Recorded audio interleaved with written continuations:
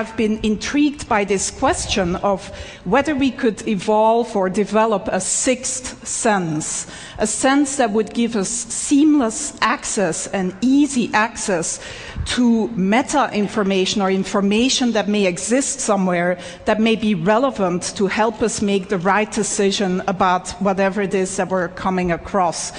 And some of you may argue, well, don't today's cell phones do that already?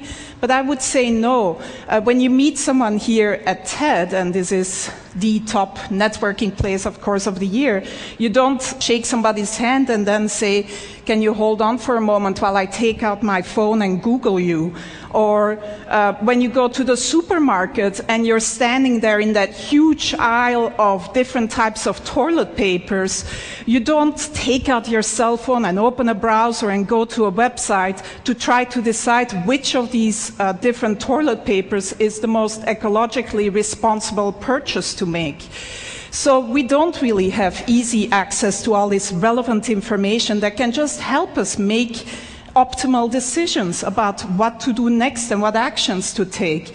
And so my research group at the Media Lab has been developing a series of inventions to give us access to this information in a sort of easy way without requiring that the user changes any of their behavior. And I'm here to unveil our latest effort and most successful effort so far, which is still very much a work in process. I'm actually wearing the device right now, and we've sort of cobbled it together with components that are off the shelf, and that, by the way, only cost $350 at this point in time. I'm wearing a camera, just a simple webcam, a portable battery-powered projection system with a little mirror. These components communicate to my cell phone in my pocket, which acts as the communication and computation device. And in the video here, we see my student Pranav Mistry, who's really the genius who's been implementing and designing this whole system. And we see how this system lets him walk up to any surface and start using his hands to interact with the information that is projected in front of him. The system tracks the 4 significant fingers. In this case, he's wearing simple marker caps that you may recognize. But if you want a more stylish version, you could also paint your nails in different colors. And the camera basically tracks these 4 fingers and recognizes any gestures that he's making, so he can just go to, for example, a map of Long Beach, zoom in and out, etc. The system also recognizes iconic gestures, such as the take a picture gesture, and then takes a picture of whatever is in front of you. And when he then walks back to the Media Lab, he can just go up to any wall and project all the pictures that he's taken, sort through them and organize them and resize them, etc. Again, using all natural gestures. So some of you most likely were here 2 years ago and saw the demo by Jeff Hahn, or some of you may think, well, doesn't this look like the Microsoft Surface table? And yes, you also interact using natural gestures, both hands, etc. But the difference here is that you can use any surface. You can walk up to any surface, including your hand, if nothing else is available, and interact with this projected data. The device is completely portable and can be...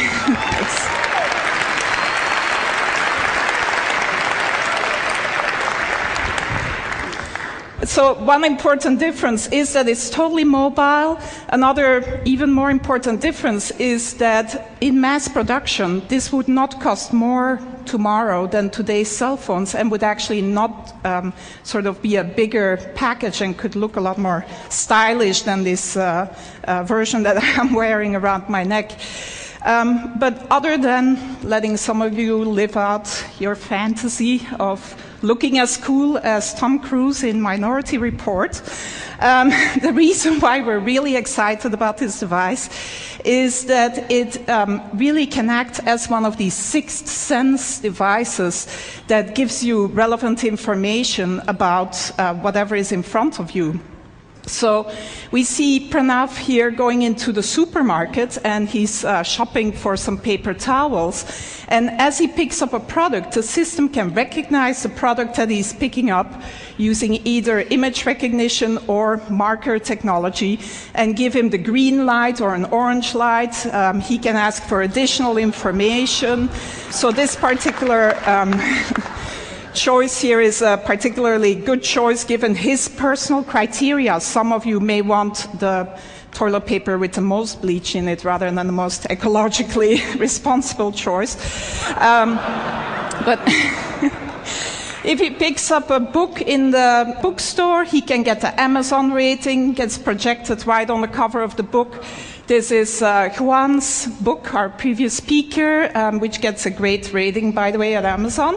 And so Pranav turns the page of the book and can then see additional information about the book, reader comments, maybe sort of information by his favorite critic, etc.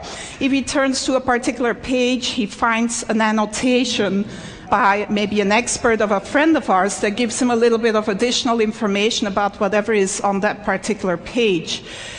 Reading the newspaper, it never has to be outdated. You can get video annotations of the events that you're reading about. You can get the latest sports scores, etc. This is a more controversial one.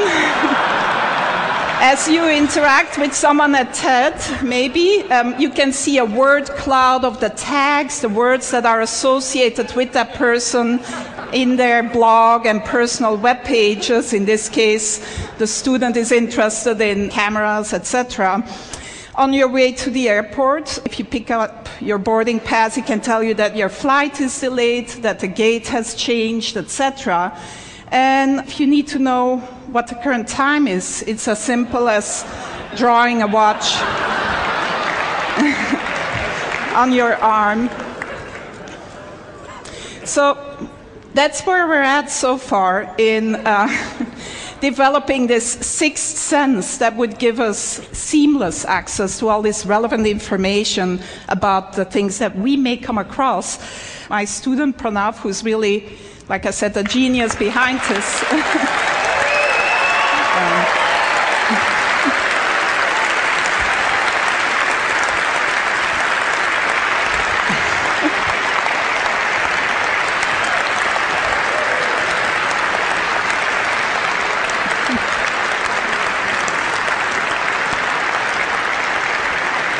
He does deserve a lot of applause because I don't think he's slept much in the last 3 months, actually.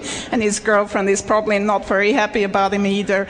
But it's not perfect yet. It's very much a work in progress. And who knows, maybe in another 10 years we'll be here with the ultimate sixth sense brain implant. Thank you.